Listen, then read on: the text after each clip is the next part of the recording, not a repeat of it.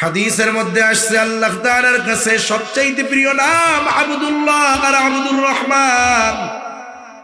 এলাকায় আব্দুল্লাহ বেশি, আব্দুর রহমান বেশি।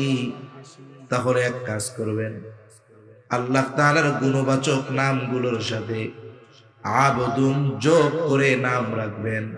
আব্দুর রাজ্জাক, আব্দুল মালিক, আব্দুল খালিক, আব্দুস সামাদ।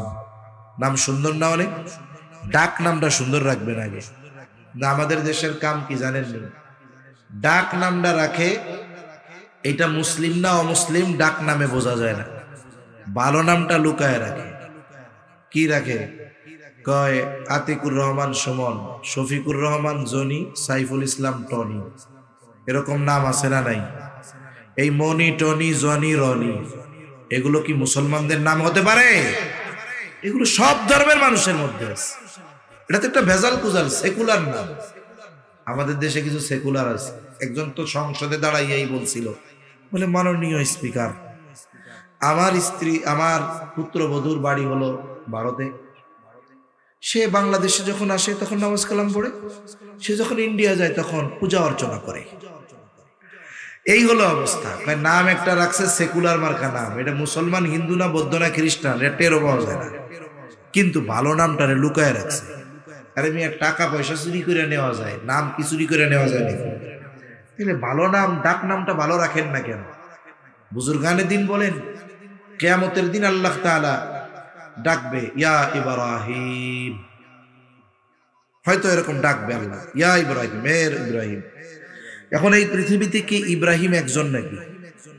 ইব্রাহিম কি একজন? এই নামে লোকের অভাব আছে। নবীর নাম যদিও, কিন্তু এই নামে লোকের তো অভাব নাই। বলে হয়তো দেখা যাবে ইব্রাহিম নামের সবাই আল্লাহর সামনে হাজির। আল্লাহ হয়তো বলবে, কিরে, আমি তো ডাকছি আমার খলিল ইব্রাহিমকে। তখন হয়তো তারা বলবে, আল্লাহ আপনি তো বলেন নাই ও আমার খলিল ইব্রাহিম, আপনি তো ডাক দিছেন ইয়া ইব্রাহিম, আমার নাম তো ইব্রাহিম, আমাদের নাম তো ইব্রাহিম। আল্লাহ তাআলা কিয়ামতের দিন বান্দাকে ক্ষমা করার জন্য বাহানা তালাশ করবে। হয়তো আল্লাহ তাআলা ওই দিন বলবে, গোলাম, আমার খলিলের নামের সাথে তোমাদের নাম মিল থাকার কারণে যাও, আমি তোমাদেরকেও মাফ করে দিলাম। আল্লাহ চাইলে পারেন কি পারেন না? আল্লাহ যে কি পরিমাণ দয়া আমাদের উপর, আল্লাহ চাইলে মাফ করে দিতে পারে। তাহলে নাম আব্দুল্লাহ, আব্দুর রহমান বেশি, আল্লাহর গুণবাচক নামগুলোর সাথে মিলায় নাম রাখবো। আব্দুর রাজ্জাক, আব্দুস সামাদ, আব্দুল খালেক। এই নামগুলো রাখার সাথে সাথে ডাকার সময় সুন্দরভাবে আমরা ডাকবো। আব্দুল মালিক, আব্দুল খালেক। কিন্তু আমরা কি করি, কিছুদিন পরে আবদুন শব্দ বাদ দেই, এখন খালি ডাকে খালেক, খালি ডাকে মালিক। এর কিছুদিন পরে অবস্থা কি, কয় ও খালেক কে বলে, কি বলে না আপনাদের এদিকে? চিটাগাং, নোয়াখালী, ফেনী, কুমিল্লা, এদিক দিয়েই তো কোন আপনারা, ও মালিক কে খন্ডে কি হচ্ছে কে, হ্যাঁ এরকম বলে না? এখন বলেন তো, আল্লাহ রাসূল সাল্লাল্লাহু আলাইহি ওয়াসাল্লাম কারোর নাম ব্যঙ্গ করে ডাকতে মানা করেছেন। এটা জাহেলিয়াতের সময়ের কাজ। আমরা কি করি, এটাকে কোনো পাপ মনে করি না, অন্যায় মনে করি না। এজন্য নাম যেমন সুন্দর রাখবো, অনুরূপ ভাবে সুন্দর ভাবে আমরা ডাকবো। ঠিক কিনা বলেন? ঠিকভাবে ডাকবো। ডাকার ক্ষেত্রে সুন্দরভাবে ডাকতে হবে। অনেক জায়গায় গিয়ে মাহফিলের আগে যখন সময় পাই বসে থাকি, বেশ কিছু জায়গায় এই অভিজ্ঞতা আমার হয়েছে যে বসে আছি, একজন মুরব্বী মানুষ কাছে আসলেন, কুশলাদি জিজ্ঞাসা করার পরে এরপরে বলতেছে, আপনি আমার ছেলের বয়সী, আপনার কাছে একটা বিষয় একটু অনুরোধ করব, রাখবেন? বলে দেখা যায় এনারা তখন বলেন নিজের জীবনের কথা। তখন আলোচনার ফাঁকে এরকমও বলেন যে আমি আসলে এটা করি বা চাকরি করতাম বা এরকম টাকা পয়সা সব ছিল, এখন কিছুই নাই। কেন নাই? বলে আমার অর্জিত সব সম্পদ আমার 3টা সন্তানকে উচ্চ শিক্ষায় শিক্ষিত করতে গিয়ে আমি শেষ করে ফেলছি। একজনকে ডাক্তার বানাইছি, একজন ইঞ্জিনিয়ার, আর একজন বড় আইনজীবী অথবা বিদেশে আছে। তাহলে আপনার তো ভাগ্য ভালো, 3 পোলাই টাকার মেশিন বললে চলে। বলে হুজুর এটাই জীবনের বড় ভুল। বলে যাদের জন্য সর্বস্ব ব্যয় করে এই অবস্থায় যাদের নিলাম, যারা গেল, আজকে তাদের কাছে সবচাইতে বড় বোঝা আমি। তাদের 10তলা বাড়ির গাছতলায়ও আমার জায়গা হয় না হুজুর। একটু মেহরবানি কইরা পিতামাতার হকের ব্যাপারে একটু ওয়াজ করেন, যাতে করে আমার মতো কোনো বাপ সন্তানের কাছে এই রকম নিগ্রহের শিকার না হয়। এখানে যত বাবা আছে যাদের সন্তান আছে, আমি যদি তাদের জিজ্ঞাসা করি আপনারা কি চান জীবনের শেষ সময় এসে আপনার সন্তান আপনার সাথে ওই রকম আচরণ করুক? কেউ কি চাইবে এটা বলেন? কেউ চাইবে না। সবাই চায় জীবনের শেষ সময়ে আমার সন্তানেরা পাশে থাকবে, আমার একটু দেখাশোনা করবে, আমার সাথে ভালো ব্যবহার করবে, তার সামর্থ্য অনুযায়ী আমার চাহিদা পূরণ করবে। কোন মা বাবা তার সামর্থ্যের উপরে, সন্তানের সামর্থ্যের উপরে কোনো কিছু তার উপরে চাপিয়ে দেয় না। বরং কোন মা বাবা যখন বার্ধক্যে উপনীত হয়, ভালো খাবারের চাইতে সন্তানের কাছে একটু ভালো যত্ন আশা করে বেশি, ভালো আচরণ আশা করে বেশি। কিন্তু আফসোস অধিকাংশ সময় আমরা এটা দেখি। অধিকাংশ কি দেখি? পরে সন্তানকে অনেক কষ্ট করে লেখাপড়া শিখিয়েছে, সম্পদের মালিক বানিয়েছে। জীবনের শেষ সময় সন্তান আমেরিকায়, আর একজন ইংল্যান্ডে, আর একজন সুইজারল্যান্ড। বাপ কই? কই লিটন সমাদদারের বৃদ্ধাশ্রমে। আছে না নাই? জোরে বলেন। আপনাদের অঞ্চলের অবস্থা জানি না। এই বছরই, গত বছরের লাস্টে, মানে নভেম্বর ডিসেম্বরে কোন এলাকায় জানি গেছি, আমার মনে আসতেছে না, গ্রামের মধ্যে। শহরে বৃদ্ধাশ্রম অনেক আছে, কিন্তু গ্রামের মানুষ এখনো এটা কি কয়, হালুয়া কি খায় না খায় চিনে না। কিন্তু গ্রাম অঞ্চলের মধ্যে গিয়ে লেখা দেখলাম যে বৃদ্ধাশ্রম, যোগাযোগ করুন। তা এই আপদ, এই বিপদ সময়ের সাথে সাথে আপনাদের অঞ্চলেও আসবে না, এর কোনো গ্যারান্টি আছে? কোনো গ্যারান্টি নাই। যেহেতু আমরা কেউ চাই না যে জীবনের শেষ সময় এসে আমরা আমাদের সন্তানদের কাছ থেকে আমাদের হক বঞ্চিত হই, এটা কেউ চায়। তাহলে মনে রাখতে হবে, আপনি যেমন আপনার সন্তানের কাছে হক পান, অনুরূপ ভাবে আপনার সন্তানও কিন্তু আপনার কাছে হক পায়। ইকোটা একটু কমাই দেন, ইকো কমান। হ্যাঁ, হালকা রিভার্ব দিয়ে ওরকম দেন, দরকার নেই আর কিছু। তাহলে কোনো পিতা চায় না যে তার সন্তানের কাছ থেকে সে তার হক বঞ্চিত হোক। কোনো পিতা কি চায়? জোরে বলেন। যারা পিতা আছেন তারাও চান না, যারা হবেন তারাও এটা চাবেন না। কিন্তু আফসোস কি জানেন? মানুষ যদি আম গাছ লাগায়, যত্ন নেয়, আশা করা যায় সময়ের সাথে সাথে এক সময় গাছে আম ধরবে, খাবে। কিন্তু কাঁঠাল গাছ লাগায়া যত্নও নেয় না, আম খাওয়ার আশায় যদি বসে থাকে, কাঁঠালও হবে না, আমও পাবে না। ঠিক কিনা বলেন? মনে রাখবেন, প্রত্যেকটা সন্তান হলো পিতামাতার ইনভেস্ট, যার দ্বারা পিতামাতা দুনিয়া এবং আখিরাত উভয় জাহানে উপকৃত হবে। আমি আপনি যদি চাই আমার আপনার সন্তানের দ্বারা দুনিয়া আখিরাতে উপকৃত হতে, সন্তানদের পেছনে ইনভেস্ট করার দরকার আছে না নাই? এক পিতা যার সন্তান তার হক আদায় করে না, এরকম এক সন্তানকে নিয়ে পিতা গেছে খলিফাতুল মুসলিমিনের কাছে। হযরত ওমর রাদিয়াল্লাহু তাআলা আনহুর কাছে গিয়া বলতেছে যে খলিফাতুল মুসলিমিন, আমার এই সন্তান আমার হক আদায় করে না, ওরে একটু বইলা দেন যেন আমার হক আদায় করে। ওমর রাদিয়াল্লাহু তাআলা আনহু কঠিন ধরা দিছে, কিরে তুই তোর বাবার হক আদায় করস না কেন? এইবার ছেলেটা জবাব দেওয়ার আগে খলিফাতুল মুসলিমিনকে পাল্টা প্রশ্ন করতেছে। কি বলে? খলিফাতুল মুসলিমিন, হক কি শুধু পিতা মাতাই তার সন্তানের কাছে পাবে? সন্তান কি পিতা মাতার কাছে কোনো হক প্রাপ্য নয়? হযরত ওমর রাদিয়াল্লাহু তাআলা গুরুত্বপূর্ণ মৌলিক কয়েকটা হকের কথা বলেছেন। এক নম্বরে তিনি যেই হকের কথা বলেছেন, তিনি বলেন প্রত্যেকটা সন্তানের প্রথম হক তার পিতার কাছে। একজন নেককার মা একটা জিনিস খেয়াল করা চাই, পিতা তার সন্তানের কাছে হক পাবে কখন? বলে সন্তান বালেগ হবে যখন।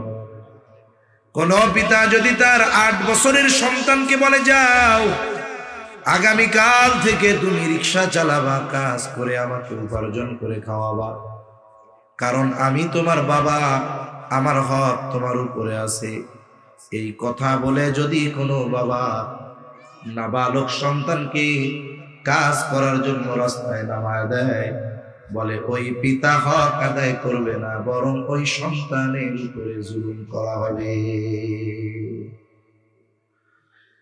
তাহলে পিতা সন্তানের কাছে হক পাবে কখন? বলে সন্তান বালেগ হবে যখন তখন। কিন্তু সন্তানও তো পিতার কাছে কিছু হক পায়, বলে কখন? সন্তান দুনিয়ায় আসার আগেই পিতার কাছে হক পায়। হযরত ওমর রাদিয়াল্লাহু তাআলা আনহু প্রথম হকের কথা বলতেছে। প্রত্যেকটা পিতার কাছে সন্তানের প্রথম হক একজন দিনদার মা। একটু বুঝে থাকলে জবাব দেন তো, সন্তানের মা আগে হয় নাকি সন্তান আগে হয়? কি আগে হয়? বন্ধু, আগে তো মা হয়, এরপরেই না সন্তান হয়। তার মানে যেই মানুষটা বিবাহ করার সময় খালি চেহারা দেইখা বিয়ে করে ফেলছে, সেই মানুষটা অলরেডি সন্তান হোক চাই না হোক তার হক নষ্ট করে বসে আছে। ঠিক কিনা বলেন? এজন্য নবীজি সাল্লাল্লাহু আলাইহি ওয়াসাল্লাম নারীদের কোন গুণ দেখে বিবাহ করতে হবে নবী জানায় দেয়। নবী আমার বলেন 4টি জিনিস দেখে বিবাহ করা হয়। বলে 1 নাম্বার তার সৌন্দর্য, 2 নাম্বার বংশ, 3 নাম্বার সম্পদ, 4 নাম্বার বলেন তার দীনদারিত্ব। তবে দ্বীনের ব্যাপারে নবীজি বলেন ফাযফার বিযাতিদ দ্বীন। নবীজি বলেন তোমরা দ্বীনকে প্রাধান্য দাও, যদি না দাও তাহলে কিন্তু অবস্থা খারাপ। তার মানে দীনদারিত্ব অবশ্যই থাকতে হবে, সাথে সাথে যদি সুন্দর হয়, টাকা পয়সাও না হয়, উচ্চ বংশীয় হয় তাহলে ভালো। কিন্তু দীনদারিত্ব নাই, বাকি 3টা যদি থাকে, বাস্তবিক অর্থে ওই মেয়ে আসলে ভালো মেয়ে হতে পারে না। তাহলে কেউ যদি বিবাহ করার ক্ষেত্রে, তার বিবাহের ক্ষেত্রে কন্যার দীনদারিত্বকে প্রাধান্য না দিয়ে থাকে, তাহলে সে সন্তানের হক নষ্ট করে বসে আছে। তাহলে 1 নাম্বার সন্তানের হক একজন দিনদার মা। যারা বিবাহ করে ফেলছে তাদেরটা তো শেষ। এখন যারা ভবিষ্যতে অধীনস্থদের বিবাহ দিবেন, সন্তান যাদের আছে বিবাহ দিবেন, বিবাহ দেওয়ার ক্ষেত্রে কি দেখবেন? টাকা পয়সা কি আছে এটা দেখবেন আগে? কথা কয় না। কি ফার্নিচার দিবে এটা আগে দেখবেন? আগে কি দেখবেন? দীনদারিত্ব। বলে মেয়ে কালো হোক তাও ভালো যদি দীনদারিত্ব থাকে। গ্রামাঞ্চলে একটা কথা বলে না, জাতের মেয়ে কালো ভালো, নদীর পানি গোলাও ভালো। তাহলে 1 নাম্বার বলে দীনদারিত্ব দেখতে হবে মেয়ের। যদি কোনো পিতা দিনহীন কোনো কন্যা বিবাহ করে, বলে সে সন্তানের হক নষ্ট করে বসে আছে। মনে করেন প্রথম হক ঠিকঠাক, সুন্দর একটা বিবাহ করছে, দিনদার দেখে বিবাহ করেছে। এইবার সন্তান যখন মায়ের গর্ভে আসবে, মায়ের জন্য কিছু করণীয় বিষয় আছে।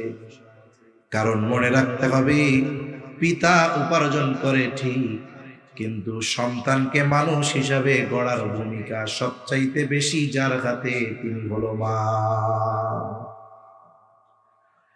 সন্তান গড়ে তোলার জন্য শুধু দুনিয়ায় আসার পরেই দায়িত্ব নয়, বরং সন্তান যখন মায়ের গর্ভে আসবে তখন থেকেই সন্তানের যত্ন নিতে হবে। বলে কেমনে? আধুনিক বিজ্ঞান যেটা বলে সেটাই শোনাই আপনাদের। আল্লাহর নবী ও হাদিসের মধ্যে জানায়া দেন, আল্লাহ তাআলা কোরআনে কেমন করে মায়ের পেটের ভিতরে একটু পানি থেকে আমাকে আপনাকে একটা আকৃতি প্রদান করা হয়। যখন মায়ের রেহেমে কোটি কোটি শুক্রাণু থেকে একটা অংশ পৌঁছায়া যায়, ওই অংশটাই ছিলাম আমি, ওই অংশটাই ছিলাম আমরা। মায়ের রেহেমে যখন পৌঁছায়া যায়, আল্লাহ তাআলা প্রতি মাসে যে নারীদের অসুস্থতা এটাকে বন্ধ করে দেন। এইবার ওই রক্তগুলো আমার আপনার দেহ গঠনের কাজে আল্লাহ লাগায়। 120 দিনের প্রসেসিং এর পর আল্লাহ তাআলা আমাকে আপনাকে একটা মৃত মাংসের টুকরায় পরিণত করে। এই 120 দিন 4 মাস পর্যন্ত একটা মানুষ মায়ের পেটে মরা। হাদিসের মধ্যে আসছে 120 দিন পর একজন ফেরেশতা আল্লাহ তাআলার নির্দেশে মায়ের গর্ভের মধ্যে হাজির হয়ে যায়। ওই মরা মাংসের টুকরার মধ্যে রূহ ফুঁকে দেয়, রূহ। এইবার মায়ের পেটে মরা মাংসটা জীবিত হয়ে যায়। বলে আমি আপনি যখন প্রাণ পেয়েছি তখনও আমার আপনার হাত হয় নাই, পা হয় নাই, চোখ হয় নাই, কান হয় নাই, কিন্তু তখন থেকেই আমি আপনি তাজা। বলে কেন? বলে আল্লাহ তাআলার নির্দেশে ফেরেশতা ওই মরা মাংসের টুকরার মধ্যে রূহ ফুঁকে দেওয়ার মাধ্যমে আমার আপনার অন্তর চালু হয়ে যায়, হার্ট চালু হয়ে যায়।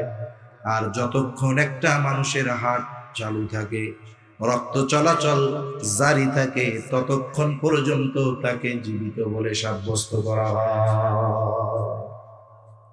অজ্ঞান মানুষ অ্যাক্সিডেন্ট করছে, রক্ত গোটা দেহে প্রবাহিত হচ্ছে, রক্তে রঞ্জিত দেহ, ডাক্তারের কাছে নিয়ে গেলে ডাক্তার আগে হাত চাইবা ধরে, ধরে না এরকম? এইটা ধইরা ডাক্তার বুঝে যে রক্ত চলাচল আছে কিনা। ও সেন্সলেস হয়ে যায়, ওর হাত পা চলে যায়, যা থাকে থাক, যতক্ষণ রক্ত চলাচল আছে ততক্ষণ ওকে জীবিত বলে সাব্যস্ত করা হয়। মায়ের পেটে যখন আমি আপনি জীবন পাইছি, বলে আমার আপনার হাত পা কিছুই ছিল না, কিন্তু আমি আপনি তখনই হৃদয় লাভ করছি, হার্ট তৈরি হয়ে গেছে, রক্ত সঞ্চালন শুরু হয়ে গেছে, এই যে জীবন পেয়ে গেলাম। এখন থেকে কি হয়? বলে মা যা ভাবে, মা যা বলে, মা যা করে, সব কিছুর প্রভাব পেটের মধ্যে ওই বাচ্চার উপরে পড়ে। সুবহানাল্লাহ। এটা আধুনিক বিজ্ঞানের গবেষণা। বলে মায়ের পেটে যখন বাচ্চা রূহ পায়, প্রাণ পায়, মা যা চিন্তা করে ওই চিন্তার প্রভাব বাচ্চার উপরে পড়ে।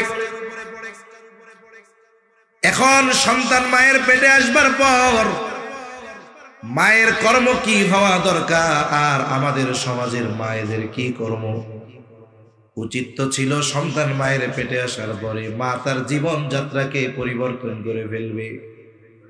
কিন্তু আমাদের মায়েরা যখন সন্তান পেটে আসে, স্বামীরে বলে এখন তো আর আমি বাপের বাড়ি ঘন ঘন যাইতে পারবো না, ডাক্তারও বলছে বিশ্রামে থাকতে হবে, ঘরের মধ্যে 9-10 মাস কেমনে থাকবো, একা একা কাটানো কঠিন, তুমি আছো সৌদি আরব অথবা ঢাকা, আপনি একটা কাজ করেন, আমারে একটা টাচ ফোন কিনা দেন। কয় কি গয়না? কয় না মনে হয় আপনাদের দিক? বলে না তো? বলে প্রথমে বলে সময় কেমনে কাটাবো, একটা টাচ ফোন কিনে দেন, দিল কিনা। এরপরে কয় এটা তো মরা, একটা সিম কিনা দেন, এমবি বইরা দেন। এইবার দিল সিম কিনা, এমবি বইরা। এইবার এমবি ভরা সিম, মোবাইলের মধ্যে নাটক দেখে, সিনেমা দেখে, গান শুনে, সব কিছুর প্রভাব বাচ্চার উপরে পড়ে। আমরা ছোটবেলায় ওয়াজ শুনতাম, বুজুর্গানে দিন উলামায়ে কেরাম ওয়াজ করে দেন। একজনের নাম হলো কুতুবউদ্দিন বখতিয়ার কাকি রহমাতুল্লাহি আলাইহি। কুতুবউদ্দিন বখতিয়ার কাকি বয়স 6 বছর। মা বাচ্চারে নিয়ে গেছে মাদ্রাসায় আলিফ বা তাসা শেখানোর জন্য। ওস্তাদ ছাত্র কুতুবউদ্দিন বখতিয়ার কাকিরে বলতেছে, বাবা পড়ো। আউযু বিল্লাহি মিনাশ শাইতানির রাজীম। বিসমিল্লাহির রহমানির রহিম। ছোট বাচ্চা 5-6 বছরের বাচ্চা কুতুবউদ্দিন বখতিয়ার কাকি আউযু বিল্লাহ পড়ছে, বিসমিল্লাহ পড়ছে। ওস্তাদ তো থামছে, সে আর থামে না। ওস্তাদ চিন্তা করছে এরপরে বলবো আলিফ পড়ো, বা পড়ো, তা পড়ো, কিন্তু কুতুবউদ্দিন বখতিয়ার কাকি রহমাতুল্লাহি আলাইহি এক পাশ দিয়া সূরা ফাতিহা শুরু করে দিয়েছে। সূরা ফাতিহা শেষ, বাকারা শেষ, আলে ইমরান শেষ, নিসা শেষ, মায়েদা শেষ, আনআম শেষ। একবারে পড়তে পড়তে 18 পারা যখন শেষ, কুতুবউদ্দিন বখতিয়ার কাকি তখন গিয়া পড়া থামাইছে। এইবার ওস্তাদ কুতুবউদ্দিন বখতিয়ার কাকির মাকে জিজ্ঞাসা করে, ও মা, তুমি তোমার সন্তানকে এনেছো আলিফ বা তা সা শেখানোর জন্য। তোমার সন্তান তো দেখি 18 পারার হাফেজ, তুমি কি তারে বাসায় এইগুলা পড়াইছো নাকি? এইবার বলে, না, আমি তো বাসায় পড়াই নাই। তাইলে তুমি কি হাফেজা নাকি? বলে, না, আমার 18 পারা হিফজ করার সৌভাগ্য হয়েছিল, আর পড়ার সৌভাগ্য হয় নাই। তাইলে ছেলেরে পড়াও নাই, তাইলে শুনাইছো নাকি? এইবার কুতুবউদ্দিন বখতিয়ার কাকির মা বলে, আমার এই সন্তান যেদিন আমার পেটে আসছে ওই সময় থেকে নিয়া ও দুনিয়ায় আসার আগ পর্যন্ত আমি যে ওরে পেটে নিয়া কত হাজার বার এই 18 পারা তিলাওয়াত করেছি, এর কোনো হিসাব নাই।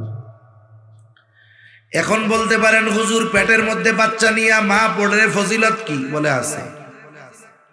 আমেরিকার একজন ডাক্তার গবেষণা করে তিনি বলতেছেন, যদি কোনো নারী চায় তার সন্তানের কণ্ঠ ভালো হবে, গায়ক হবে, সে যেন সন্তান পেটে আসার পর সে যেন গান গায়, গান শুনে। ভালো অভিনেতা যদি বানাতে চায় সে যেন অভিনয় দেখে। বলে, কেন? বলে, বাচ্চা পেটে আসবার পর মা যা করে, বলে, শোনে, সব কিছুর প্রভাব বাচ্চার উপরে পড়ে। শুধু তাই না, মায়ের পেটে যখন বাচ্চা শ্রবণ শক্তি পায়, মা কি শুনে আর মা কি বলে, সব কিছু মায়ের পেটে ওই বাচ্চা শুনতে পায়। এখন কুতুবউদ্দিন বখতিয়ার কাকির মা কোরআন পড়তো, কোরআনের প্রভাব পড়ছে কি পড়ে নাই? জোরে বলেন, পড়ছে? কুতুবউদ্দিন বখতিয়ার কাকির মা কোরআন পড়তো, মায়ের পেটে তো শুনছে। শুধু তাই না, তিনি বলেন, আমার সন্তান যখন দুনিয়ায় আসছে, আমার পবিত্রতা অর্জনের পর থেকে নিয়ে এই 6 বছর পর্যন্ত কত হাজার বার আমার সন্তানকে 18 পারা শোনাইছি, তার হিসাব নাই। এইবার ওই উস্তাদ বলে, শোনো, তাহলে তোমার সন্তান তোমার মুখের তিলাওয়াত শুনতে শুনতে 18 পারার হাফেজ হয়ে গেছে। এই সময় আলজেরিয়ার একটা ছেলে আছে, ছোট বাচ্চা, 3-3.5 বছর বয়স, মার কোলের মধ্যে হাফ প্যান্ট পরে থাকে। মোবাইলে সার্চ দিলে তারে পাওয়া যাবে। ওর মা কোরআন শরীফের যে কোনো জায়গা থেকে যদি 1-2 শব্দ পড়ে, ও তারপর থেকে পড়া শুরু করে দেয়। 4 বছরের বাচ্চা এইটা যদি পারে, এই ডিজিটাল স্মার্ট জামানায়, গোনায় ভরা জামানায়, আর কুতুবউদ্দিন বখতিয়ার কাকির মা এ তো সাধারণ মা না, একজন আবেদা সালেহা, তার সন্তান তার তিলাওয়াত শুনে 18 পারার হাফেজ হবে, এটা সাধারণ ব্যাপার, ঠিক কিনা বলে? এজন্য সন্তানকে যদি বাস্তবে মানুষে পরিণত করতে হয়, মায়ের গর্ভে থাকা অবস্থায় তার যত্ন শুরু করে দিতে হয়, ঠিক কিনা বলে? এরপরে সন্তান আসলো দুনিয়ায়। বলে, সন্তান দুনিয়ায় ভূমিষ্ঠ হওয়ার পরে সন্তানের সাথে কিছু করণীয় বিষয় আছে। বাস্তবতা হলো, এই কাজগুলো যদি আমরা করি, আমার দিল বলে, ওই সন্তান যদি রিক্সা চালায়ও খায়, ও মা বাবাকে বোঝা মনে করবে না। তাহলে সন্তান দুনিয়ায় ভূমিষ্ঠ হবার পর সর্বপ্রথম কাজ কি? বলে তার ডান কানে আজান, বাম কানে ইকামত। ছেলে হোক আর মেয়ে হোক, ডান কানে আজান, বাম কানে ইকামত। আমাদের দেশে এখনো অনেক মানুষের অজ্ঞতা এত বেশি, সে নিজেই জানে না কোথায় আজান দিবে, কারে দিয়া আজান দেওয়াই। দেখা যায় ছেলে হয়েছে, বাবা আছে ঢাকাতে, রাত 3টা বাজে, সুন্দর মতো ফোন দিয়া মা বলে, বাজান শুনছনি কি খবর? বলে কি হয়েছে? বলে আমি তো দাদি হয়ে গেছি, ছেলে হয়েছে, কত খুশি। এইবার ছেলে ঢাকা থেকে ফোন দিছে আপনাকে মসজিদে, রাত 3টার সময় মুয়াজ্জিনরে ফোন দিছে। রাত 3টায় মুয়াজ্জিনরে ফোন দেয় কেন? কেউ মরলে ফোন দেয়, ঠিক কিনা? এখন মুয়াজ্জিন কয়, কিরে এত রাত্রে ফোন দিল কেডায়? ফোন ধইরাই কয়, ভাই মরছে কেডা? কারণ রাতে 3টা, দাওয়াত খাওয়াইতে তো আর ফোন দিব না। এইবার ওই লোক বলে, আরে ভাই কেউ মরে নাই, আমি অমুক ঢাকার থেকে বলতেছি, আমার একটা ছেলে হইছে, আপনি একটু আজান দিয়ে যান। এই পোলা হইছে কই, আজান দেবে কই, দিতে কয় কারে? চিন্তা করছেন অবস্থা? মসজিদে আজান দিলে হবে? কথা বলে না, হবে? হবে না।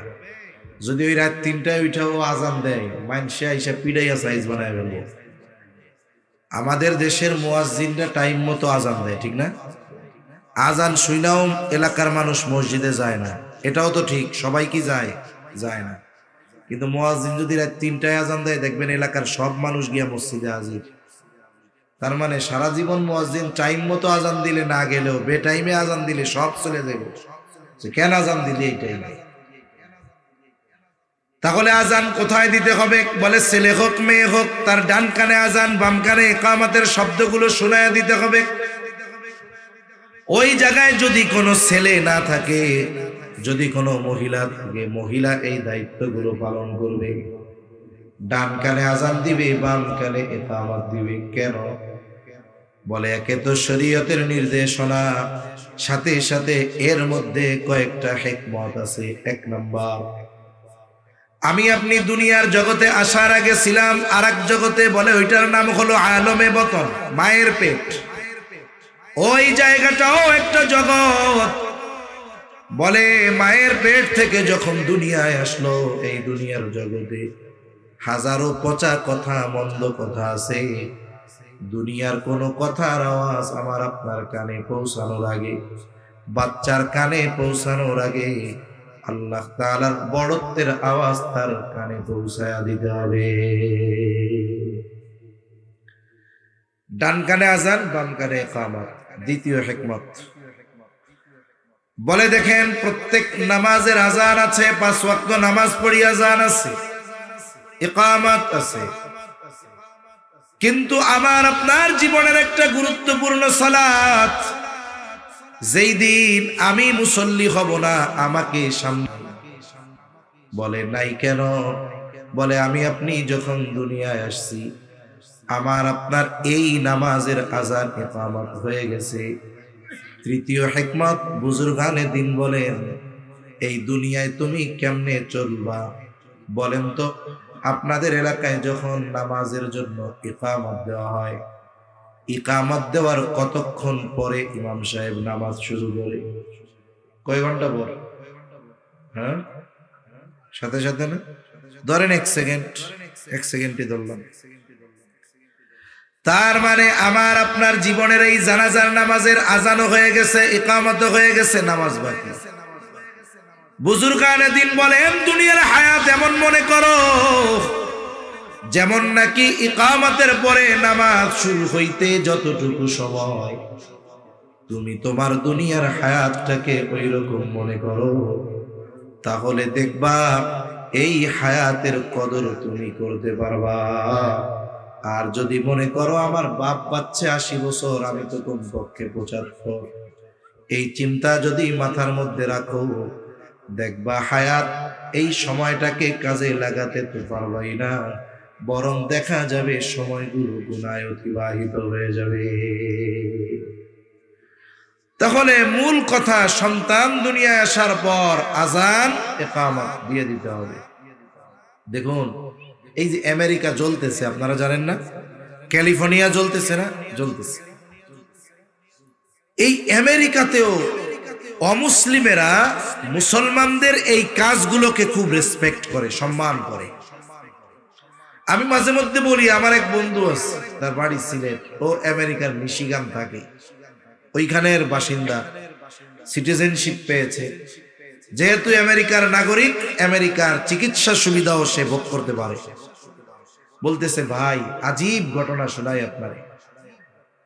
আমাদের দেশে তো যখন কোনো মহিলাকে হসপিটালে ভর্তি করবেন, আপনি যদি গিয়ে বলেন যে আমার ওয়াইফ পর্দা করে, এনার চিকিৎসা সেবার জন্য নার্স যারা থাকবে, ডাক্তার যারা থাকবে, সবাই যেন মহিলা হয়, দেখবেন আপনারে খোসা মাইরে কবে বাইরেন মিয়া, অন্য জায়গা দিয়ে আপনি যান গা, এরকম উল্টাপাল্টা কথা বলবে, ঠিক কিনা বলবেন? তিনি বলতেছে, আমি যখন আমার স্ত্রীকে নিয়ে হসপিটালে ভর্তি করলাম, উনি সন্তান সম্ভবা।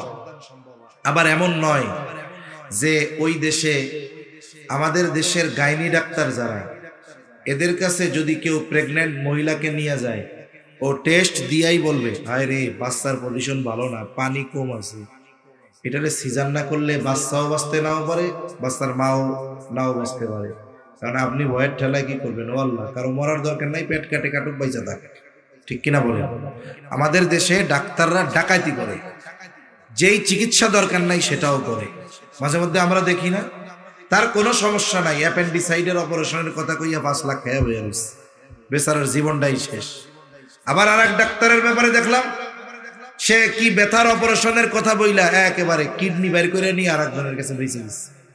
এগুলো ডাকাত, এদের চাইতে ডাকাত ভালো, ঠিক কিনা বলে? কিন্তু বহির্বিশ্বে অমুসলিম যারা, ওরা এরকম ডাকাত না, এদের চারিত্রিকগত কিছু বিষয় আছে খুব ভালো। তা বলতেছে, আমি যে হসপিটালে নিচ্ছি সেফটির জন্য, ওদের যদি সিজারের প্রয়োজন না হয় ওরা তো করবেই না, স্বাভাবিক ডেলিভারি করাবে।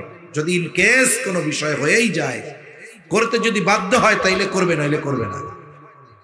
পেশেন্ট ভর্তি করতে গেলে এন্ট্রি করতে হয় না, লিখতে হয় না যে কে অভিভাবক, নাম কি। বন্ধু আমার বলে, আমি গিয়ে যখন বললাম আমার নাম ফখরুল ইসলাম, তিনি আমার স্ত্রী, তখন রিসিপশন থেকে বলতেছে, তাহলে আপনার জন্য কেবিন হলো ওই বিল্ডিং এ। বলে, কেন আমার জন্য আলাদা কেন? বলে, হ্যাঁ আপনি তো মুসলিম, লেবাসেও বোঝা যাচ্ছে, আপনি তো আপনার স্ত্রীকে দিয়ে পর্দা করান। বলে, ওই ভবনে যারা আছে ওইখানে ডাক্তার থেকে নিয়ে শুরু করে সবাই মহিলা, ওইখানে আপনার স্ত্রীর পর্দার কোনো সমস্যা হবে না।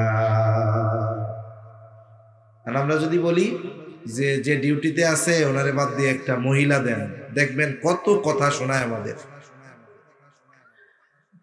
এরপরে বললেন, আমার স্ত্রী প্রসব বেদনা উঠলো, ওনাকে থিয়েটারের মধ্যে নিয়ে যাওয়া হলো, অপারেশন থিয়েটারে, ওই জায়গায় স্বাভাবিক ডেলিভারি হবে। ওই ভবনে মহিলা ছাড়া কেউ নাই, বলে পুরুষ আমি একা, অপারেশন থিয়েটারের সামনে আমি বসা। ইতিমধ্যে একজন নিগ্রো আফ্রিকান লোক অপারেশন থিয়েটারের দরজার সামনে এসে দাঁড়ায় রয়েছে। আমি চিন্তা করতেছি, বাচ্চা আমার হচ্ছে, এই জন্য আমার থাকার অনুমতি এই জায়গায়, এইটা আবার কেনা? এবার ও গিয়ে ওই আফ্রিকানকে জিজ্ঞাসা করে, হু আর ইউ, তুমি কে? তখন সে বলতেছে, আমি হলাম এই হসপিটালের একজন স্টাফ, এইখানে কি চাও? বলে, আমাকে রিসিপশন থেকে এখানে আসতে বলা হয়েছে। কেন? বলে, আমাকে জানানো হয়েছে একজন মুসলমান সন্তান হচ্ছে, বলে এই সন্তানের কানে আজান ইকামত দিতে হবে। বলে, হসপিটাল কর্তৃপক্ষ মুসলমানদের সন্তানদের কানে আজান ইকামত দেওয়ার দায়িত্ব আমাকে দিয়ে দিয়েছে। বলে, যত বাচ্চা হয় মুসলমানদের এই দায়িত্ব আমি পালন করি, আর আমারে দিছে কে? হসপিটাল কর্তৃপক্ষ। একটু চিন্তা করেন তো, একটা অমুসলিম দেশ, ইসলামের বড় দুশ্মন এরা, কিন্তু কিছু কিছু বিষয় তারা এটাকে যেমন রেসপেক্ট করে, আমাদের দেশের মুসলমানরা এটা হয়তো জানেই না। আর আপনার বাচ্চা হওয়ার পরে আপনি যদি কন আমি একটু আজানিকার মধ্যে ওইটার গানে বলবো, সরেন সরেন সরেন, ভাইরাস ঢুকবে, এই হবে সেই হবে, আপনারা ঢুকতেই দিবে না, ঠিক কিনা কন? এটা সন্তানের অন্যতম একটি হক। এরপরে সন্তানের বয়স যখন 7 দিন হবে, 7 দিন বলে তার আকিকা করতে হবে। আকিকা, ছেলে যদি হয় 2টা ছাগল দিয়া, মেয়ে হলে 1টা। 7ম দিন, না পারলে 14তম দিন, না পারলে 21তম দিন। ছেলে হইছে কিন্তু 2টা ছাগল দেওয়ার সামর্থ্য নাই, বলে আপনি সময় ঠিক রেখে 1টা দিয়া দেন, হয়ে যাবে, কোনো অসুবিধা নেই। কিন্তু অনেক মানুষ এমনও আছে, সামর্থ্য থাকার পরেও ইচ্ছা করে আকিকা দেওয়ার ক্ষেত্রে বিলম্ব করে। আকিকার সাথে বাচ্চার কল্যাণ অকল্যাণের একটা সম্পর্ক থাকে, এজন্য দিয়ে দেওয়া উচিত।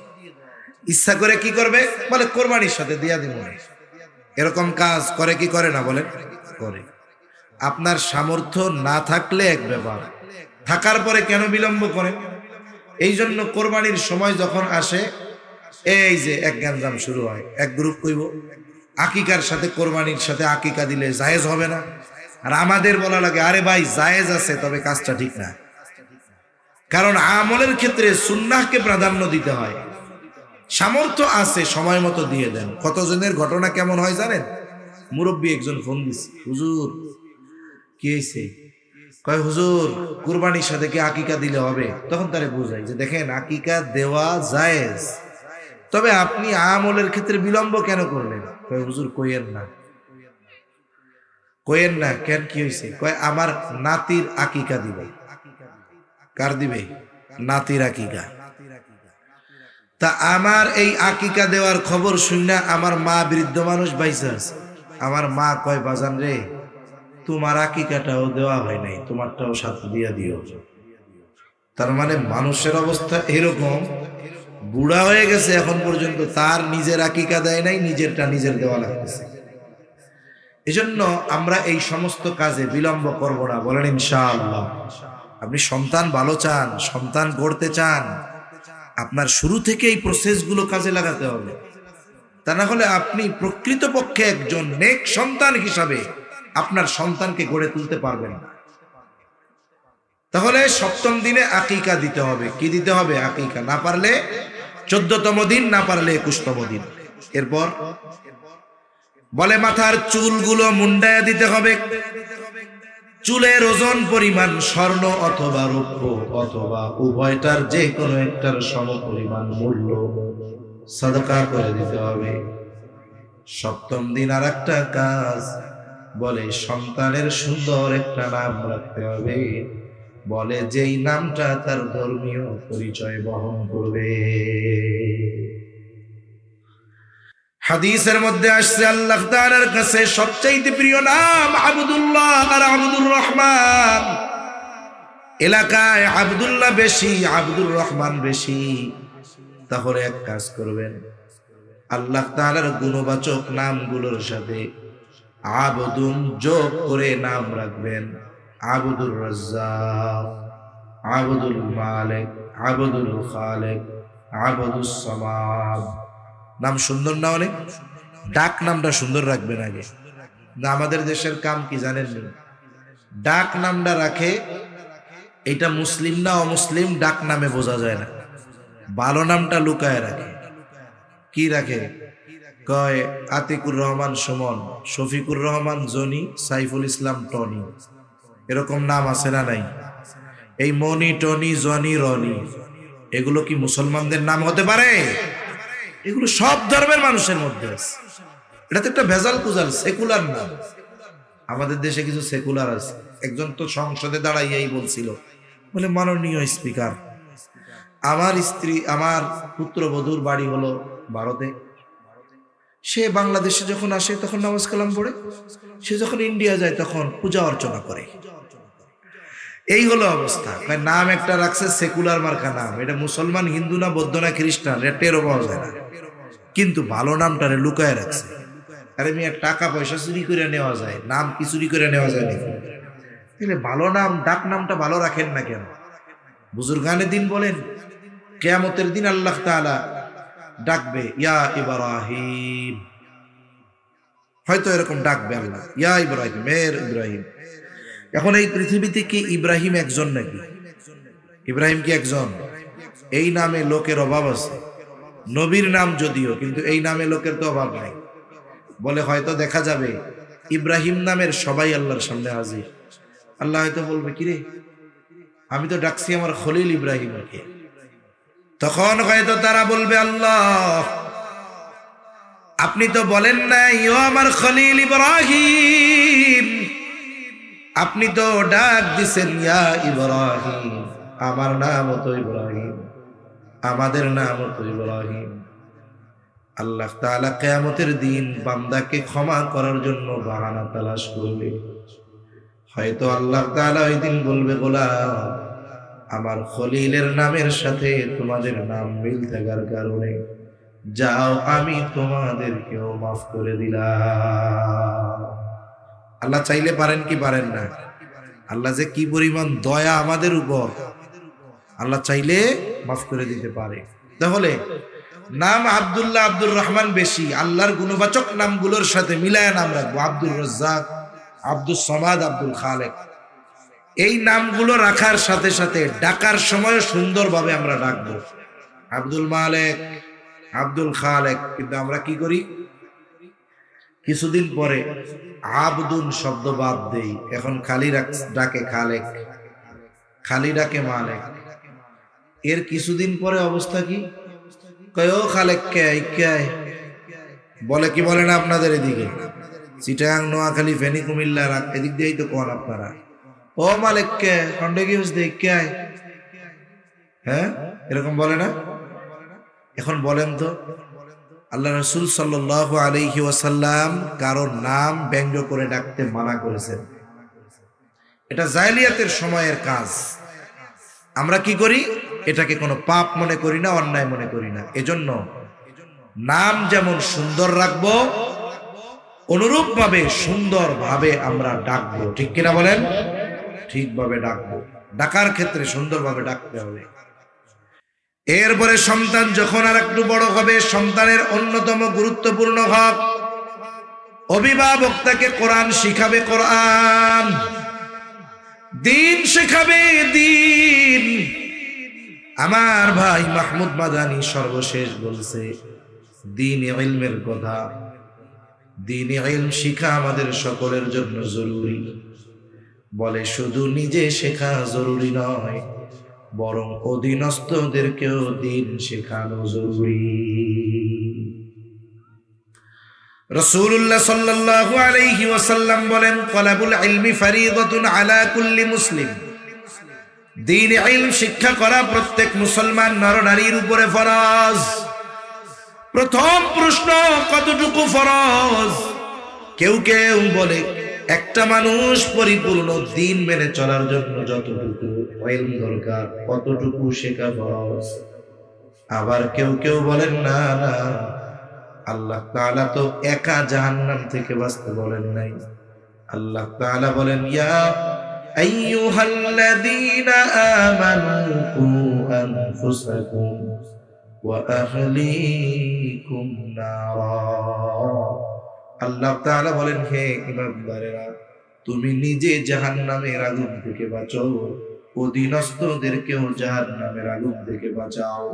এখন বলেন তো, নিজে যদি জাহান্নাম থেকে বাঁচার জন্য ইলমে দ্বীন দরকার হয়, অধীনস্থদেরকে জাহান্নাম থেকে বাঁচানোর জন্য তাদের ইলমে দ্বীন শিক্ষা দেওয়ার দরকার আছে না?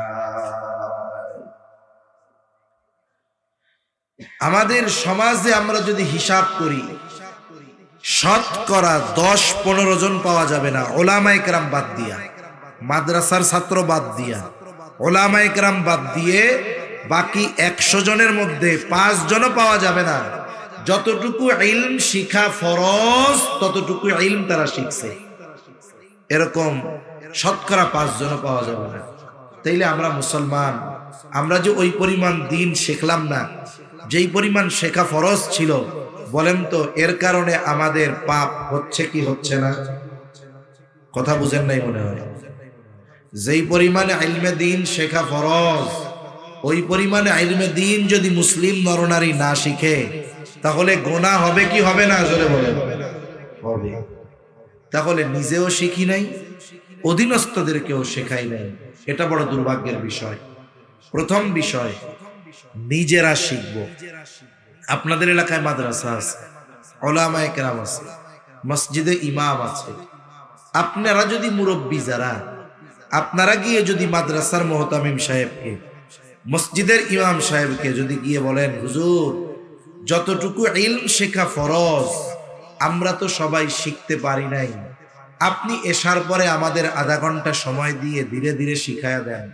মাদ্রাসায় গিয়ে যদি মুহতামিম সাহেবকে বলেন, হুজুর এক কাজ করেন, এই যে দারুস সুন্নাহ ইসলামিয়া মাদ্রাসার মুহতামিমরা যায় যদি বলেন যে হুজুর আমাদের সন্তানেরা তো দ্বীনে ইলম শিখতেছে, কিন্তু আমাদের যতটুকু শেখা ফরজ আমরা তো শিখলাম না, দৈনিক এশার পরে আধা ঘন্টা সময় দিয়ে আমাদের একটু জরুরতে দ্বীন শেখায়া দেন। বলেন তো মসজিদের ইমাম, মাদ্রাসার মুহতামিম এই কথা কি বলবে যে আমরা পারবো না? এ কথা বলবে? বলবে না। কিন্তু অবস্থা কি? বলে আমাদের শেখার আগ্রহ নেই, আমাদের আগ্রহের অভাব, এই জন্য আমরা আমাদের গাফলতির কারণে ইলমে দ্বীন অর্জনে আগ্রহী হচ্ছি না। এটা আমাদের জন্য পোড়াকপাল, এটা আমাদের জন্য বড় দুর্ভোগ। এজন্য আমরা শিখবো তো ইনশাআল্লাহ। বলেন শিখবো তো? ইলম হলো দিলের খোরাক। আমি সে কথাই বলতেছিলাম, আমার মাহমুদ মাদানী ভাই বলে গেছে, আমরা যেমন খিদা লাগলে একসাথে, পাশে বাচ্চা বুড়া একসাথে বৈশা যেমন ক্ষুধার যন্ত্রণা দূর করার জন্য একসাথে খানা খাইতে লজ্জা পাই না, অনুরূপ ভাবে ইলমে দ্বীন শেখার জন্য যদি বাচ্চাদের সাথে বসতে হয় আমরাও এক্ষেত্রে লজ্জা করব না। যদি ইলমে দ্বীন না শিখি, বলে আমার ইবাদত গুলো অনেক ক্ষেত্রে দেখা যাবে সঠিক হচ্ছে না, ইবাদত কবুল হচ্ছে না। এজন্য আমরা যারা বড় আছি শিখবো তো ইনশাআল্লাহ। আল্লাহ তৌফিক দান করেন। সাথে সাথে অধীনস্থদেরকে শেখাতে হবে। শেখাবেন কোথায়? যদি আপনার বাসায় যদি পরিবেশ থাকতো আলহামদুলিল্লাহ, কিন্তু আমাদের বাংলাদেশে বাচ্চাদের ঘরে রেখে দ্বীন শেখানোর মতো পরিবেশ নাই। এই জন্যই এই ধরনের মাদ্রাসাগুলা, ছোট ছোট মাদ্রাসা, নুরানি মাদ্রাসা, এই মাদ্রাসাগুলোর মধ্যে আমাদের দায়িত্ব যেটা ছিল এটা ওরা পালন করে দিচ্ছে। মনে রাখবেন, এই মাদ্রাসাগুলো হলো এ জাতির ঈমান হেফাজতের ক্যাম্প। আজ থেকে 4-5 বছর হবে আগে বান্দরবন থানার একেবারে শেষ প্রান্তের দিকে এক জায়গায় গেছি আমি, এই দিকের না ওই দিকের, খাগড়াছড়ি পার হয়ে যাওয়া লাগছে। মাহফিল চলতেছে 10টার দিকে, হঠাৎ করে পাশে গোলাগুলির আওয়াজ। আমি তো ভয় পেয়ে গেছি, কি না কি হয়েছে আল্লাহ জানে। মানুষজন বলতেছে অসুবিধা নেই, অসুবিধা নেই, চালাই যান। তাড়াতাড়ি শেষ করলাম মাহফিল। এরপরে বিভিন্ন এলাকা থেকে তো মানুষরা এখানে বসতি স্থাপন করছে। তাদের মধ্যে একজন বলতেছে, হুজুর আজকে তো আমরা 12টা পর্যন্ত বাহিরে কাটাইয়া সুন্দর মতো ঘরে ফিরলাম। আজ থেকে 7-8 বছর, 8-9 বছর আগেও এই এলাকায় আমরা সূর্য ডুবার আগে ঘরে ঢুকতাম আর দিনের বেলা বাইর হইতাম, সব ঘরের মধ্যে বাইর হইতাম না। কেন? বলে জানমালের নিরাপত্তা ছিল না। এখন কি হয়েছে? বলে আমাদের ছোট্ট ছোট্ট 2টা ক্যাম্প হয়েছে, একটা আর্মির ক্যাম্প আর একটা বিডিআর বিজিবির ক্যাম্প। 2 ক্যাম্পে 50-50-100 জন সৈন্য আছে মাত্র, কিন্তু আশেপাশের 2-4-5 গ্রামের মানুষ এই 2টা ক্যাম্পের কারণে নিরাপদ। গভীর রাতে একা একা পথ চলতেও এখন তাদের কোনো ভয় ডর লাগে না। কেন হইল? বলে 2 ক্যাম্পের কারণে তাদের জানমালের হেফাজত হয়ে যায়। অনুরূপ ভাবে প্রত্যেকটা মাদ্রাসা, প্রত্যেকটা এলাকার মানুষের ঈমান হেফাজতের ক্যাম্পাস, ঠিক কিনা বলো? আর এখানের সৈনিক কারা? বলে যে যারা পড়তেছে তারা। এজন্য যারা সাধারণ মানুষ, দ্বীনের উপরে যখন কোনো আঘাত আসে ওনারা বুঝতে পারে না যে কি হইতেছে, কিন্তু উলামায়ে কেরাম বুঝে। এই বাচ্চারা বড় হয়ে বুঝবে যে ইমানের উপরে আঘাত, ইসলামের উপরে আঘাত, কোরআনের উপরে আঘাত, দ্বীনের উপরে আঘাত। ওরা যখন টের পাবে, ওরা জাতিকে সতর্ক করে দিবে, সাইরেন বাজায় দিবে যে সাবধান, আমাদের ঈমান নিয়ে খেলা চলতেছে, হে জাতি সাবধান, জীবন দিয়ে হলেও এই জালেমদের বিরুদ্ধে লড়াই করতে হবে, ঠিক কিনা বলে? এরা আমাদের ঈমান হেফাজতের ক্যাম্পাস হলো এই মাদ্রাসাগুলো। আর সন্তানগুলো কি বলে? আমাদের ঈমান হেফাজতের সৈনিক হলো তারা। এজন্য আমার আপনার সন্তানদেরকে দিন শেখানোর জন্য মাদ্রাসায় আগে দিব। আপনার ইচ্ছা আমার ছেলেটারে ডাক্তার বানাবো, ইঞ্জিনিয়ার বানাবো, উকিল বানাবো, আপনি বানান, কিন্তু অনুরোধ আগে তাকে মুসলমান বানান। ঠিক কিনা বলেন? আমি আপনাকে বলি না সন্তানকে হাফেজ বানাতে হবে, আলেম বানাতে হবে, মুফতি বানাতে হবে, কিন্তু অবশ্যই মুসলমান তো বানাতে হবে। এই জন্য মুসলমান যদি বানাতে হয় আমার আপনার সন্তানকে সাথে সাথে আমাদেরকে ইলমে দ্বীন অর্জন করা ব্যতীত প্রকৃত মুসলমান হওয়া সম্ভব নয়। আলেম হলেই যে জান্নাতে যাবে বিষয়টা এমন না, আলেম না হলে যে জাহান্নামে যাবে বিষয়টাও এমন না। মুসলমান যদি না হয়ে মরে বলে জান্নাতে যাওয়ার কোনো উপায় থাকবে না। ঠিক কিনা বলে? সেজন্য মুসলমান যদি বানাতে হয় আমার আপনার সন্তানকে দ্বীন শেখাতে হবে। যে সমস্ত জায়গায় নুরানি আছে, এই জায়গায় নুরানি মাদ্রাসা, নুরানি আছে, এখানে নুরানি আছে, ছেলেটারে কমপক্ষে 3 পর্যন্ত নুরানি পড়ান। কি হবে জানেন? চ্যালেঞ্জ, এই ছেলে 3 পর্যন্ত পড়বার পর একটা মানুষের দ্বীনের উপরে চলতে, অধীনস্থদেরকে চালাতে যতটুকু ইলম দরকার ওই ছোট বাচ্চা ক্লাস 3 পর্যন্ত পড়ে পুরোটাই শিখে যায়। আর এর বুনিয়াদ তখন হয় দ্বীন, ওর শিক্ষার ভিত্তি হয় দ্বীন। এরপরে আপনি তার স্কুলে দিছেন, ও বড় ডাক্তার হইছে, ইঞ্জিনিয়ার হইছে, চ্যালেঞ্জ, ও ডাক্তার ইঞ্জিনিয়ার যা হয় হোক, এই যে ভিত্তিমূলক শিক্ষা, দ্বীনি শিক্ষা হওয়ার কারণে ও যদি ইউরোপ আমেরিকায়ও চলে যায় ও বদ্দীন হবে না। ঠিক কিনা বল? কারণ একটা প্রবাদ আছে, কুল্লু শাইইন ইয়ারজিউ ইলা আসলিহি, প্রত্যেক জিনিস তার মূলের দিকে ফিরে আসে। বলে আপনার এই সন্তান যেখানেই যাক না কেন ভিত্তিমূলক শিক্ষা, দ্বীনি শিক্ষা হওয়ার কারণে আপনার সন্তান একটা সময় আবার দ্বীনের দিকে ফিরে আসবে। এই দ্বীন শিখে এই ছেলেটা যদি ডাক্তার হয় বলে ও ডাক্তারই হবে, ডাকাত হবে না।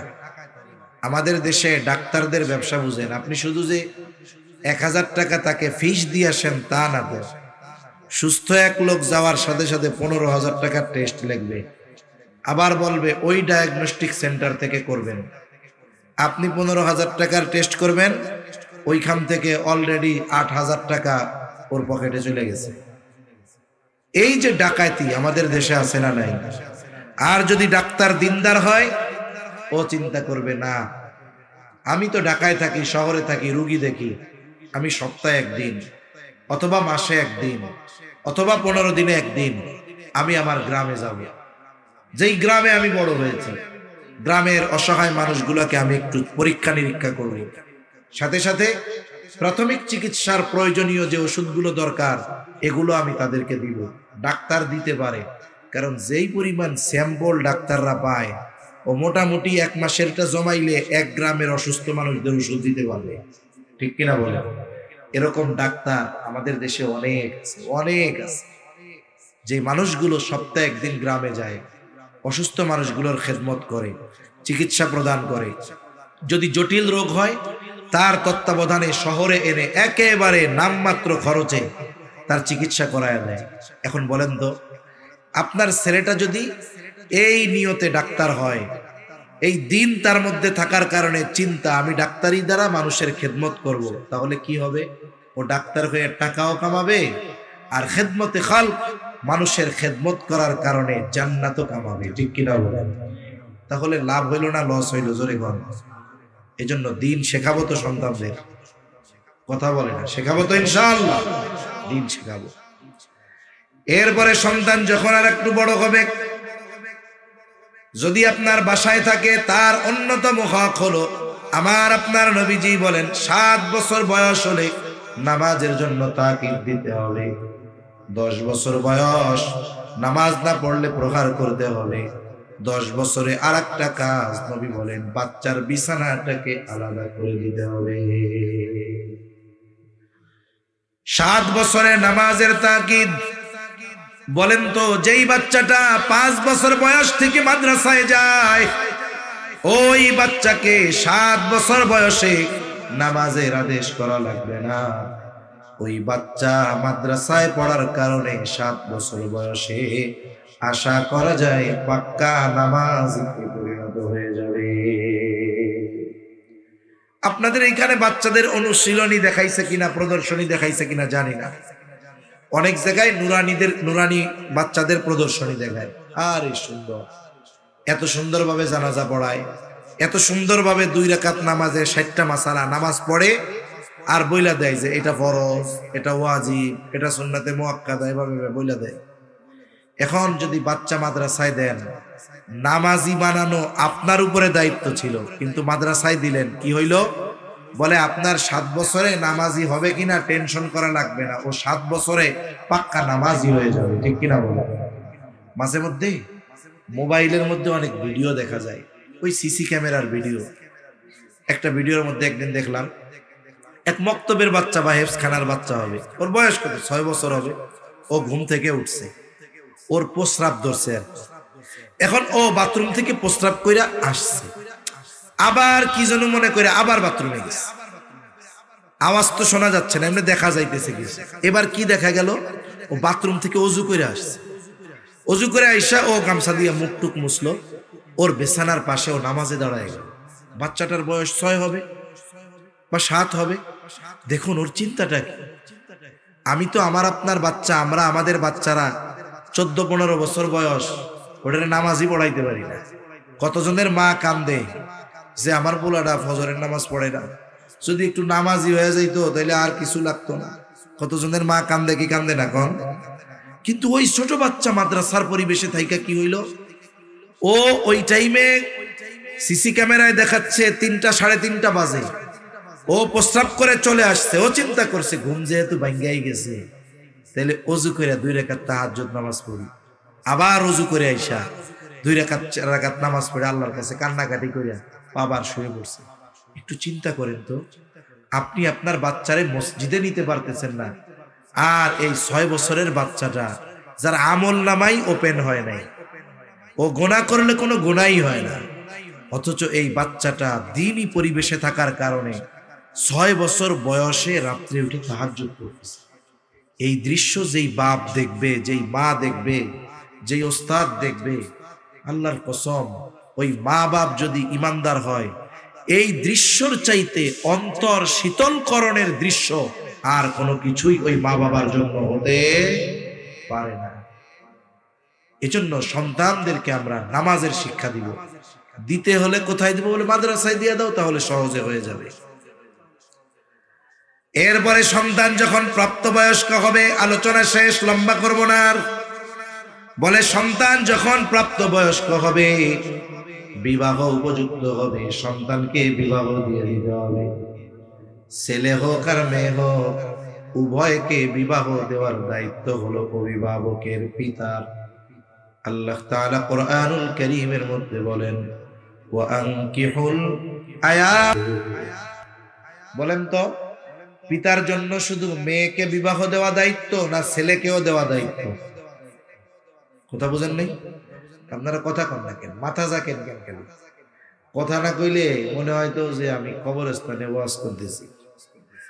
বলেন, অভিভাবকের জন্য ছেলে মেয়ে উভয়কে বিবাহ দেওয়া দায়িত্ব না?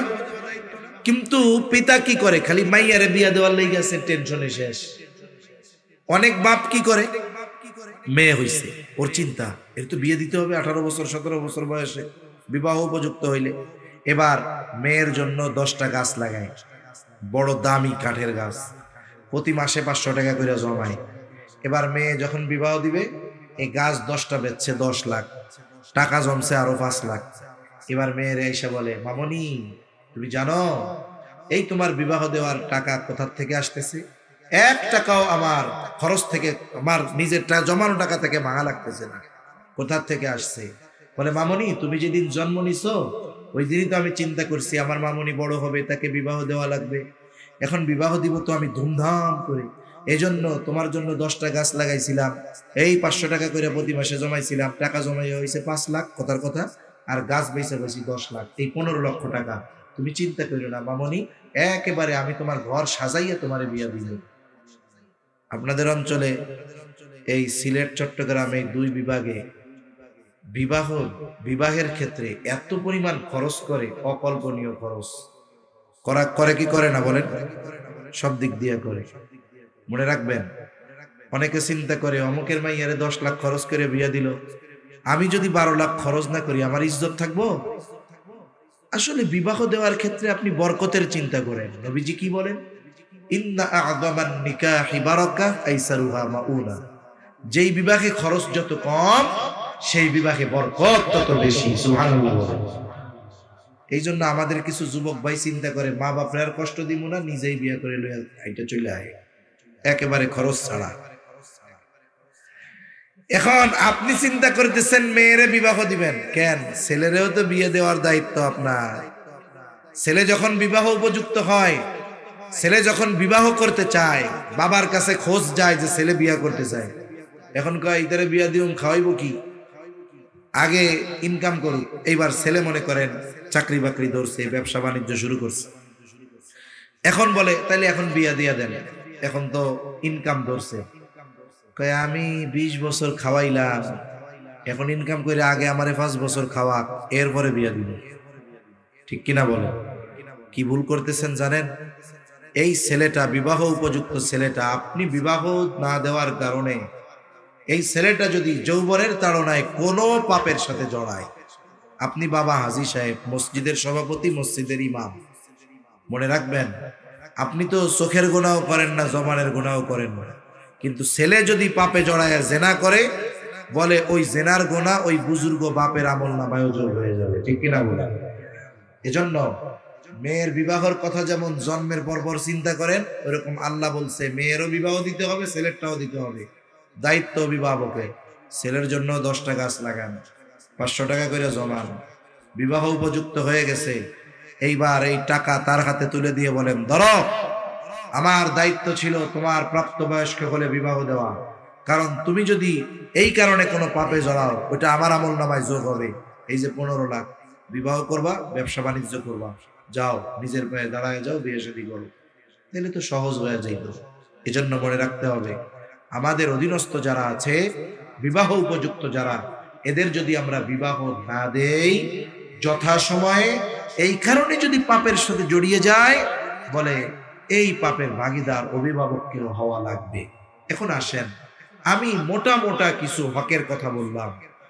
একটা বাবা যদি তার সন্তানকে এই বিষয়গুলো মেনটেন করে প্রতিপালন করে, বলেন তো আপনার কি মনে হয় ওই বাবার বুড়াকালে আইসা হুজুরের কাছে বলা লাগবে যে একটু পিতামাতার হকের ওয়াজ করেন? করা লাগবে? লাগবে না। কেন? বলে আপনি গাছ লাগিয়েছেন, যথাযথভাবে গাছের যত্ন নিয়েছেন, 5 বছর পরে ইনশাআল্লাহ যদি অঘটন না ঘটে, ওই গাছ আপনাকে ফল দিবে। সন্তান এরকম এক নিয়ামত। আপনি যদি সন্তানের এরকম কদর করেন, তাকে দিনদার বানানোর ফিকির করেন, যথাযথ হকগুলো আদায় করেন, এই সন্তান এক সময় বড় হবে, আপনি বৃদ্ধ হয়ে যাবেন, ওই সন্তান আপনাকে বোঝা মনে করবে না।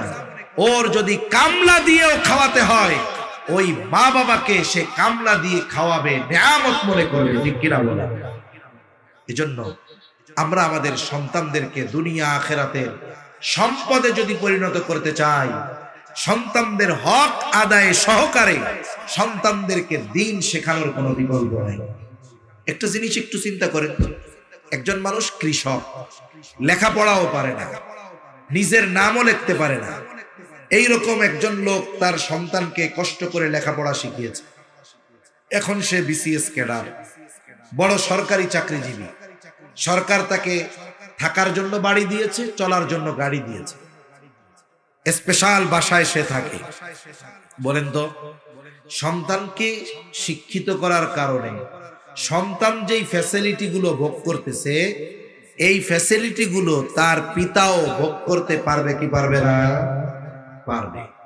ওই পিতা সন্তানের বাসায় গিয়ে থাকতে পারবে, খাইতে পারবে, গাড়িতে চড়তে পারবে। তারে কেউ বলবে না যে আপনার ছেলে তো বিসিএস ক্যাডার, আপনি তো মূর্খ, কেন আপনি এই গাড়িতে উঠতেছেন, নামেন, এরকম কেউ বলার অধিকার রাখে? তার মানে সন্তান যদি সম্মানিত হয়, সাথে সাথে তার পিতা মাতাও সম্মানিত হয়। এটা দুনিয়ার নিজাম। অনুরূপভাবে সন্তান যদি আখিরাতে সম্মানিত হয়, ছেলেটারা যদি আলেম বানান, হাফেজ বানান, মাদ্রাসায় ভর্তি করে দেন, আপনি আমি ভালো আমল করতে পারি নাই, কিন্তু ও তো হাফেজ, ও তো আলেম। কিয়ামতের দিন ওই হাফেজ রে আল্লাহ তাআলা বলবেন, ইকরা ওয়ারতাকি ওয়ারাত্তিল কামা কুনতা তুরাত্তিলু ফিদ দুনিয়া ফাইন্না মানজিলাকা ইনদা আখিরি আয়াতিন তাকরাউহা। বলে পড়ো, দুনিয়ায় যেমন তার তিলের সাথে পড়তা ওরকম পড়তে থাকো, তুমি যেখানে যে তোমার পড়া শেষ, তোমার অবস্থান ওই জায়গায় হবে। শুধু তাই না, এই হাফেজে কোরআনের মা বাবা অনেক সময় দেখবেন আমাদের দেশে পুরস্কার দেয় রত্ন গর্ভা মা, মানে ছেলেটা দেশের জন্য অবদান রাখছে, এবার তার মাকেও পুরস্কার দেয়। মা মূর্খ, কি পুরস্কার দেয়? রত্ন গর্ভা মা বলে তাকে অ্যাওয়ার্ড দেওয়া হয়। আখেরাতের ময়দানে হয়তো দেখা যাবে ছেলে আলেম হাফেজ, মা বাবা মূর্খ, ইবাদত ঠিকমতো করে নাই, কিন্তু এই সন্তানের কারণে কিয়ামতের দিন আল্লাহ তাআলা ওই মূর্খ মা বাবাকেও সম্মানিত করবে, ঠিক কিনা বলে? তাহলে দেখুন, একটা মানুষের সম্মানিত হওয়া, লজ্জিত হওয়া সন্তানের সাথে জড়িত থাকে। দুনিয়া এরকম হয় না, মনে করেন একজনের ছেলে ইয়াবা কারবারির সাথে জড়িত, লোকটা খুব ভালো দিনদার, কিন্তু ছেলেটা খারাপ, ওয়ারেন্ট হয়ে গেছে, থানার থেকে পুলিশ আইসা বাসায় খুঁজে পায় না, 2-4-5 দিন পরে এরাও বিরক্ত। এখন ওই লোক ভালো মানুষ, হাজি সাহেব মানুষ, তার উপরে টর্চার করে, তাকে বকাঝকা করে, তাকে ধইরা থানায় নিয়ে আটকায় রাখে, বলে মিয়া জন্ম দিয়ে ছেড়ে দিলেই হয়, মানুষ করতে হয় না, আপনার জ্বালায় শেষ হয়ে গেলাম। তার মানে দেখুন, আপনি নিজে ভালো, কিন্তু আপনার সন্তান যদি খারাপ হয়, ওই কারণে যেমন দুনিয়ায় অসম্মানিত হতে হয়, বলে আপনি নামাজি কিন্তু সন্তানরে দিন শিখাইলেন না, কিয়ামতের দিন আল্লাহ না করুক ওই সন্তান যদি জাহান্নামী হয়, ও আগে আল্লাহর কাছে বলবে, আল্লাহ আগে আমার বাপরে জাহান্নামে দাও, এরপরে আমি যাব, এর আগে না। তাহলে কি বুঝলেন? আমি জানি না আপনারা কি বুঝতে পারছেন আমার কথা। আমি এটাই বোঝাতে চেয়েছি, একজন অভিভাবকের দুনিয়া আখেরাতে সফলতার পেছনে তার সন্তানদের অবদান থাকে। এজন্য আমরা যদি আমাদের সন্তানদের যেই হক ইসলাম আমাদের উপরে রেখেছে, এই হকগুলো যদি আদায় করি, ওই সন্তান সুসন্তান হবে, দুনিয়ায় যেমন আমার জন্য কল্যাণকর হবে, আখেরাতেও আমার জন্য কল্যাণকর হবে ইনশাআল্লাহ। আল্লাহ আমাদের সন্তানদের হকগুলো যথাযথভাবে আদায় করার তৌফিক দান করুক। জোরে বলি আমিন, আরো জোরে বলি আমিন। এখন এই আদর্শ সন্তান গড়ার কারখানা হলো এই দারুস সুন্নাহ ইসলামিয়া মাদ্রাসা। এই যে ভেতরে একটা মাদ্রাসা, এই মাদ্রাসার প্রতি সর্বপ্রথম আমরা আমাদের সন্তানদের এই মাদ্রাসাগুলাই দিব, পরে যা বানাই বানাই। প্রাথমিক শিক্ষা আমি দ্বীনি শিক্ষায় শিক্ষিত করব সন্তানদের। এরপরের কাজ কি? বলে দোয়া করব। এরপরের কাজ কি? বলে কিছু মানুষের তো অর্থ নাই, এরা শুধু দোয়াই করলে হবে, কিন্তু যাদের আল্লাহ সামর্থ্য দিয়েছে দোয়ার সাথে দাওয়াও দিতে হবে, ঠিক কিনা বলেন? আপনার সন্তান, আমার সন্তান, এরা এখানে পড়বে, এদের পড়ার পরিবেশ দরকার। যারা পড়াবে এরা যেন নির্বিঘ্নে নিশ্চিন্তে ভালোভাবে পড়াতে পারে, এজন্য তাদেরকে খরচ দেওয়া দরকার, বেতন দেওয়া দরকার, যাতে করে তাদের পারিবারিক টেনশন কম থাকে। এখন দেখুন, এরা দিন শেখার মাধ্যমে ওরা নিজেরাই উপকৃত হয় তা না, বরং আমরাও ওদের দ্বারা উপকৃত হই। কেমনে হই?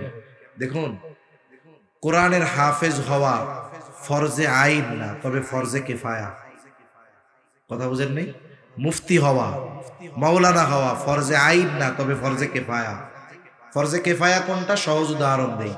একজন মারা গেছে আপনাদের এলাকায়, এই ব্যক্তির জানাজা দাফন কাফন কেউ করে নাই, তাহলে এলাকার সবাই গুনাহগার হবে, ঠিক না? কিন্তু যদি 5-8-10 জন লোক এই দায়িত্ব পালন করে, করার কারণে সকলের থেকে জিম্মাদারি আদায় হয়ে যাবে। কিন্তু যদি কেউ না করে, সবাই গুনাহগার হবে। এখন যদি এক সমাজে কোনো হাফেজ না থাকে, কোনো আলেম না থাকে, কোনো মুফতি না থাকে, বলে তাহলে এই সমাজের সবাই গুনাহগার হবে।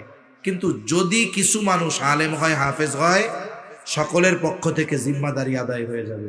তাহলে এই মাদ্রাসায় যারা পড়ে, বলেন তো এরা কি শুধু নিজেরা উপকৃত হয় না আমাদেরও উপকার করে? কথা বুঝেন নাই মনে হয়? আমাদেরও উপকার করে। এজন্য এদের সাথে আমাদের সহযোগী হওয়ার দরকার আছে না নাই? জোরে বলেন আছে না নাই? এজন্য সর্বশেষ আমার কথা শেষ, আমি আপনাদের কাছে অনুরোধ করব, এই মাদ্রাসার জন্য কে কেমন দিতে পারবেন আমি জানি না। হয়তো কারো সামর্থ্য আছে 50 দিতে পারবেন, কারো হয়তো 20, কারো 10, কারো 5, কারো 15, কারো 500, কারো 1000, কারো 2000। কার কেমন অ্যাবিলিটি আছে আমি না জানলেও জানে কে? জোরে বলেন জানে কে? আল্লাহ তাআলা জানে। এখন আপনারা নিজেদের থেকে ওই পাম্পট্টি মাইরা মানুষের কাছ থেকে কালেকশন করে, এটা আমি পারিও না করিও না। এই মাদ্রাসা এজন্য বলতেছি। আর এমনি আমি আসলে কালেকশনের হুজুরও না, এটা আমার দ্বারা ইম্পসিবলের মতো, অসম্ভবের মতো। এরপরেও মাদ্রাসার মহব্বতে, দ্বীনের মহব্বতে আপনাদের কাছে বলতেছি আর কি, যে কে পারবেন 10,000 টাকা দিতে, কে পারবেন 5,000 টাকা দিতে, কে পারবেন 2,000 টাকা